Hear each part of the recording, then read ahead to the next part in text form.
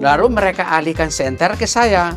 Mereka berteriak, itu ada mahasiswa, tangkap, bunuh.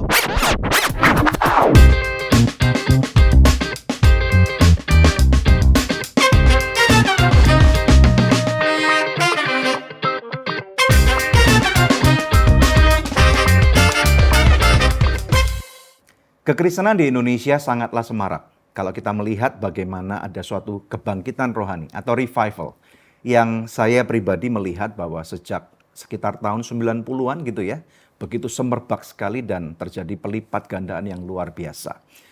Kota-kota besar seperti Jakarta, Surabaya, Medan, Bandung, kemudian Denpasar, bahkan Pontianak, kemudian di Balikpapan, Ujung Pandang, hampir merata nih ya, dari Sabang sampai Merauke, bagaimana kegerakan dan lawatan Tuhan itu melawat anak-anak Tuhan, dan kita melihat sesuatu yang luar biasa. Tetapi kita nggak boleh lupa bahwa rupanya di balik revival itu ada darah yang tercurah.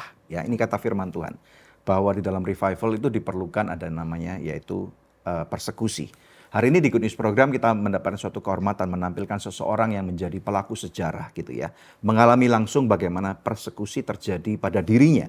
Bahkan dia pernah mati dan kemudian puji Tuhan mengalami kasih karunia dibangkitkan sehingga dia bisa ada di tengah-tengah kita. Di Good News Program kita menampilkan Bapak Pendeta Domingus Genjam. Shalom Pak. Shalom. Shalom. Pak Yes, Domingus. puji Tuhan. Haleluya. Selamat datang di Good News Program. Terima kasih. Ya, akhirnya Bapak bisa datang ke Good News Program setelah saya pribadi nunggunya lama banget loh. Ya, memang ada puji Tuhan waktunya. ya. Waktu itu saya dikenalkan oleh seorang sahabat saya yaitu Pak Billy Lantang ya. Diajak ke kantornya dan kemudian dikenalin ke Bapak. Kalau saya nggak salah waktu itu sekitar tahun 2007 atau 2008 ya. Dan lama banget tuh. Dan waktu itu kondisi Indonesia belum memungkinkan untuk hal-hal seperti ini diangkat di media. Tapi puji Tuhan Indonesia sekarang jauh lebih baik, lebih kondusif untuk kita bicara secara terbuka akan hal ini. Ya, Ya. Oke, silakan. Perkenalan dulu Pak Domingus, ini dari mana asalnya? Ya, nama saya Domingus dan saya dari Kupang. Dari kampung saya di arah perbatasan Timor Leste. Oke. Dan puji Tuhan, akhirnya Tuhan panggil saya sampai hari ini saya di Jakarta. Waktu itu di Jakarta karena kuliah ya Pak ya? Ya, waktu itu tanggal 15, saya datang dari Kupang itu tanggal 18 bulan Juni tahun 98.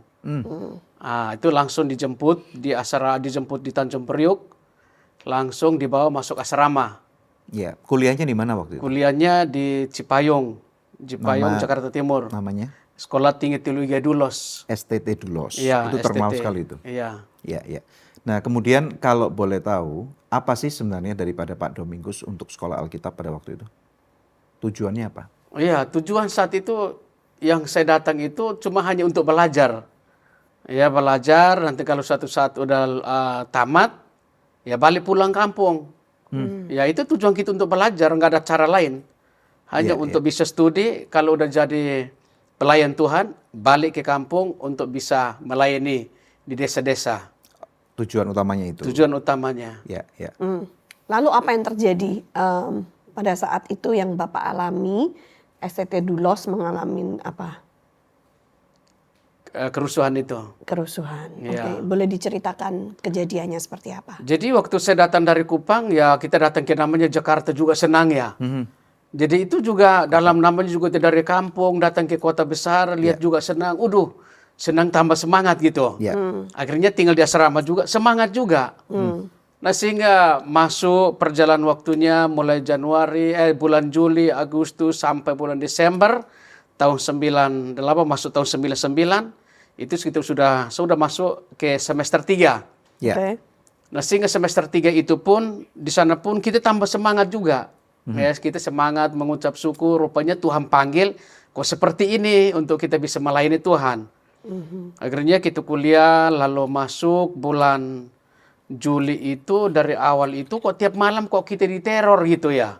Tiap malam ada orang yang lempar, apakah ada masalah apa, kita nggak tahu. Dilempar apa Pak waktu Lempar pakai batu, lempar ke atas kampus, gedung gitu, itu dilempar gitu. Tapi kita biasa-biasa aja, mungkin ada orang mabuk atau orang apa, ya iseng aja lah.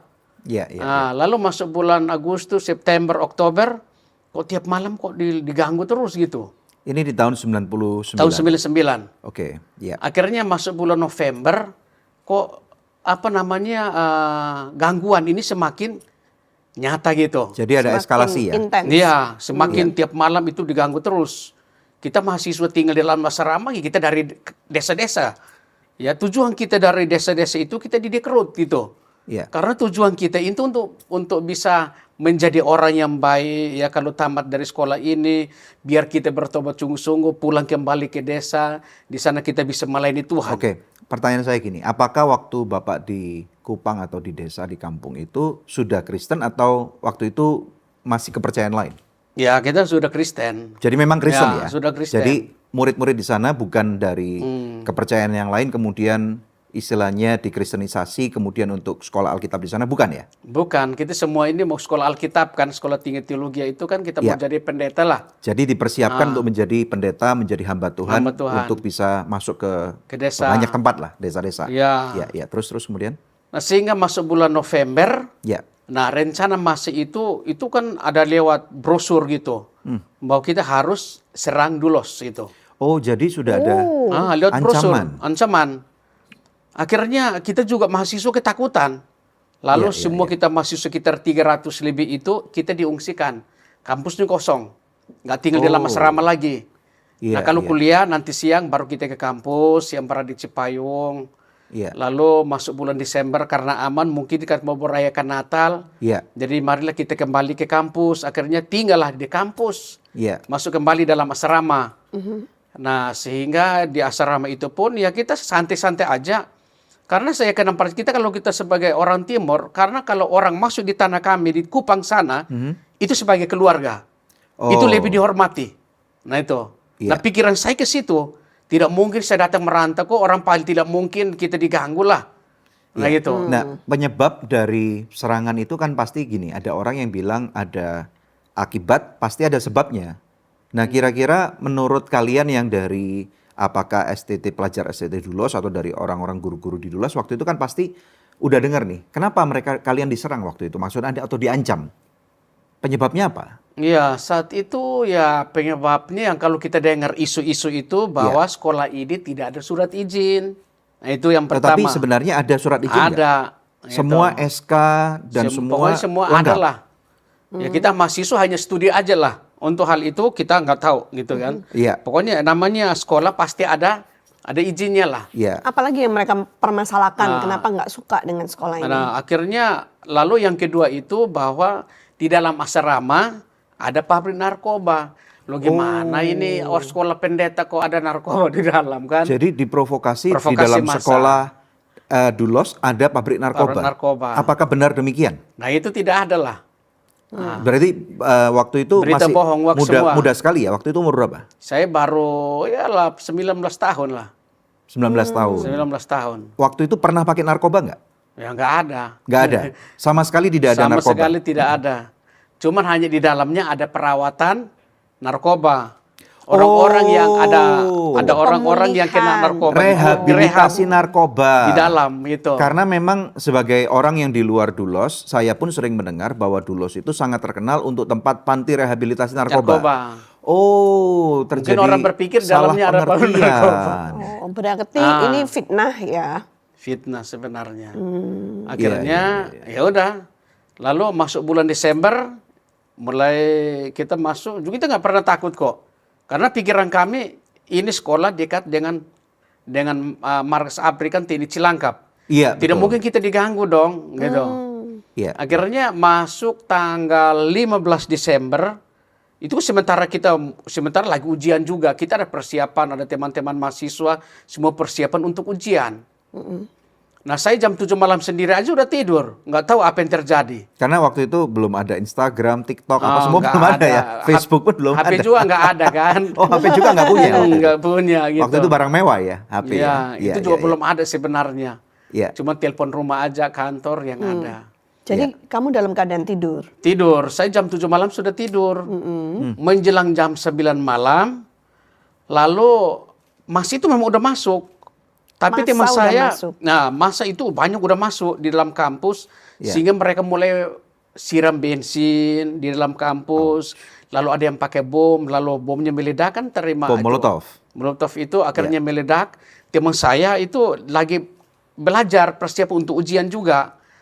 Maaf, jam berapa itu tadi? Itu jam 9 malam. Jam 9 malam, jadi udah cukup gelap lah ya? Iya. Iya, iya. Terus kemudian? Akhirnya teman saya dilihat begini, udah terbakar sebagian. Wow. Akhirnya dia juga bingung, dia juga mau lari kemana. Lalu dia lari ke dalam kamar untuk kasih bangun setiap mahasiswa yang sudah tidur supaya bangun kabur gitu. Nah, waktu teman saya dia masuk, disitulah dia lihat saya sementara tidur, dia kasih bangun saya turun dari tempat tidur, saya lari ke halaman, itu gedung sebagian udah terbakar itu. Wow. Wow, berarti dalam kondisi tidur tuh kalau dibangunin teriak-teriak tuh pasti panik dong ya? Iya, teman saya dia panggil saya bangun juga. Namanya juga udah mimpi kan, mau bangun juga susah. Tapi teman saya itu dia goyang-goyang tempat tidur, ya udah saya bangun gitu. Waktu saya ikutin dia, lalu saya lari ke halaman, saya lihat 2 pintu gerbang itu, masa sudah berkuasa itu hampir masa itu 300 lebih. Ini ada 400 foto ya? lebih. Iya. Ada foto Itu waktu saya bangun itu di depan kampus kami itu, di depannya itu udah terbakar itu. Wow. Jadi itu udah terbakar. Jadi saya juga mulai ketakutan, menangis ketakutan luar biasa. Badan saya tambah tergoncang. Ini mau lari kemana? Iya. Iya, iya. Jadi saat